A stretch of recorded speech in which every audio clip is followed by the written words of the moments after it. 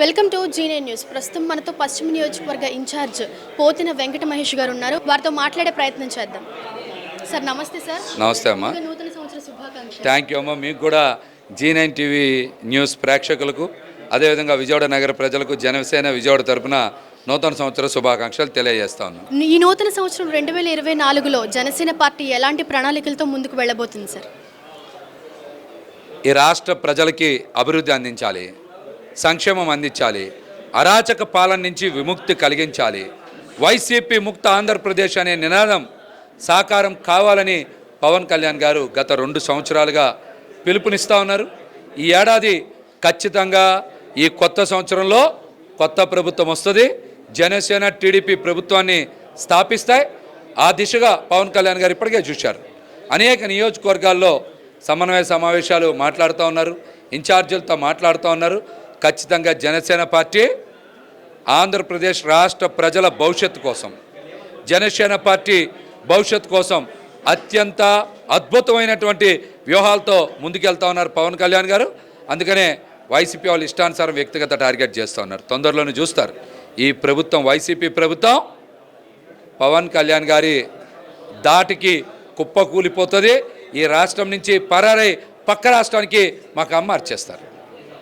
TDP Janasena పొత్తు ఎట్లా ఉండబోతుంది సార్? ప్రజల నుంచి ఎలాంటి స్పందన వస్తుంది ఈ పొత్తుపై? టీడీపీ జనసేన పార్టీ పొత్తు పెట్టుకోవాలని ఆంధ్రప్రదేశ్ రాష్ట్ర ప్రజలు భావించారు. ప్రజలు గత 2 ఏళ్ళుగా వైసీపీ పాలనలో, జగన్మోహన్ రెడ్డి గారి పాలనలో మాకు ఉద్యోగాలు లేవు, ఉపాధి లేదు, మరి కడుపు నిండా పట్టడి అన్నం దొరకనటువంటి పరిస్థితి వచ్చింది. ఈ ప్రభుత్వం పోవాలి, ఈ రాక్షస పాలన పోవాలంటే జనసేన టీడీపీ కలవాలని ప్రజలు కోరుకున్నారు. ఈ 2 పార్టీల పొత్తుని 5 కోట్ల మంది ప్రజల పొత్తుగా భావిస్తూ ఉన్నారు ప్రజలందరూ కూడా. కాబట్టి పొత్తు చాలా బ్రహ్మాండంగా నడుస్తుంది. రాష్ట్ర స్థాయి సమావేశాలు నడిచాయి, జిల్లా స్థాయి సమావేశాలు నడిచాయి, నియోజకవర్గ స్థాయి సమావేశాలు కూడా అద్భుతంగా నడిచాయి. రాబోయే ఎన్నికల్లో జనసేన టీడీపీ కూటమి 140 స్థానాలు పైగా గెలిచి భారీ మెజార్టీతో ఒక మంచి ప్రజాప్రభుత్వాన్ని ఏర్పాటు చేస్తుంది. 2024 సార్వత్రిక ఎన్నికల్లో పోతిన మహేష్ గారే ఇక్కడ పశ్చిమ నియోజకవర్గ ఎమ్మెల్యే అభ్యర్థి అనేటువంటి సమాచారంలో వాస్తవం ఎంతండి? గత 4 సంవత్సరాలు 8 నెలలుగా పశ్చిమ నియోజకవర్గంలో అధికార పార్టీకి ప్రతిపక్షంగా జనసేన పార్టీ తరపున పోతిన మహేష్ నిరంతరం పనిచేశాం. ఈ 56 నెలల కాలంలో చాలా అద్భుతంగా ప్రజల పక్షాన్ని నిలబడ్డాం. అధికార పార్టీ చేసేటువంటి అవినీతిని, అక్రమాలని బయటపెట్టాం. మీరు ప్రధానంగా చూసుకోవచ్చు, 3 సింహాల ఘటన కావచ్చు, గాలిబ్ షాయిబ్ దర్గా భూములు కావచ్చు, భోగవల్లి సత్రం ట్రస్ట్ కావచ్చు, మరిపిల్ల చిట్టి కాంగ్రెస్ కార్యాలయం కావచ్చు, నాగబాబు కేసు కావచ్చు, అతులూరి పెదబాబు కేసు కావచ్చు, అస్లాం కేసు కావచ్చు, ఇలాగ అనేక అంశాల మీద నిరంతరం పోరాటం చేయడంతో పాటుగా ప్రజలకి రంజాన్ కానుక, క్రిస్మస్ కానుకలను అందించాం. పెద్ద స్థాయిలో అందరికీ కూడా స్కాలర్షిప్లు ఇచ్చాం.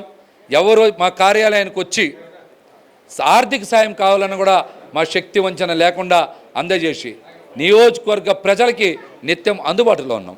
ఖచ్చితంగా 2024 ఎన్నికల్లో జనసేన పార్టీ పోటీ చేసేలాగా పార్టీ అధిష్టానమే నిర్ణయం వెలువరుస్తుందని కూడా నేను ఆశాభావాన్ని వ్యక్తం చేస్తా ఉన్నా. ఇన్ని సేవా కార్యక్రమాలు చేస్తూ ఇంత ప్రజాదరణ పొందినటువంటి మీకు ఖచ్చితంగా పార్టీ టికెట్ ఇస్తే ప్రజలు గొప్ప మెజారిటీతో గెలిపిస్తారు అని చెప్పేసి ఆశిస్తున్నారా?